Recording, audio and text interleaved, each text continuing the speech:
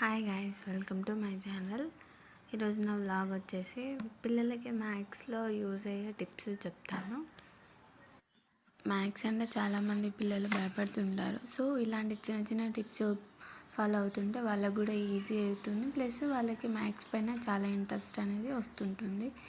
So main పిల్లలకి tables అంటే భయపడుతుంటారు. So నేను ఇప్పుడు టేబుల్స్కి సంబంధించి ఒక చిన్న టిప్ చెప్తాను. టేబుల్స్ అనేది మనం నేర్చుకుంటే మనం ఈజీగా అడిషన్, సబ్ట్రాక్షన్, మల్టిప్లికేషన్, డివిజన్ ఇవన్నీ మనం ఈజీగా చేయవచ్చు.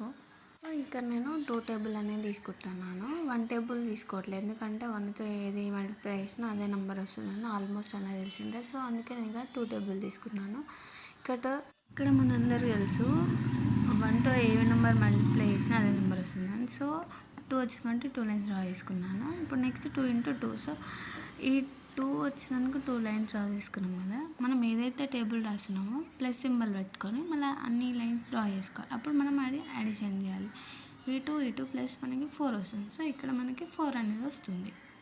నెక్స్ట్ 2 × 3. 2 × 3 మనకి ఎంతో తెలియదు. సో 2 × 2 వేసి మనకి 4 అనేది వచ్చింది. సో 4 లైన్స్ డ్రా చేసుకోవాలి. నెక్స్ట్ మనం ఏదైతే టేబుల్ మల్టిప్లై చేసినామో ఆ నెంబర్ రాసుకొని అడిషన్ చేసేసుకోవాలి. ఇప్పుడు మనకు ఆన్సర్ 6. So next 2 × 4. 4 ఆన్సర్ మనకు తెలియదు. ఇంతమంది మనకు 2 × 3 వేస్తే 6 వచ్చింది కాబట్టి 6 లైన్స్ డ్రా చేసుకొని మనం ఏదైతే టేబుల్ రాస్తున్నామో అన్ని లైన్స్ డ్రా చేసుకొని మళ్ళీ అడిషన్ చేసేసుకోవాలి. ఇప్పుడు మనకి 2 × 4 8 అనేది ఆన్సర్ వస్తుంది. సో ఎలాంటి మ్యాథ్స్ రాని వాళ్ళైనా ఈ టిప్ ఫాలో అయితే ఎన్ని టేబుల్స్ అయినా రాయొచ్చు. సో ఈ మెథడ్ ఫాలో అయ్యి మనము ఈజీగా 2 టేబుల్ అనేది కంప్లీట్ చేసుకోవచ్చు. ఇప్పుడు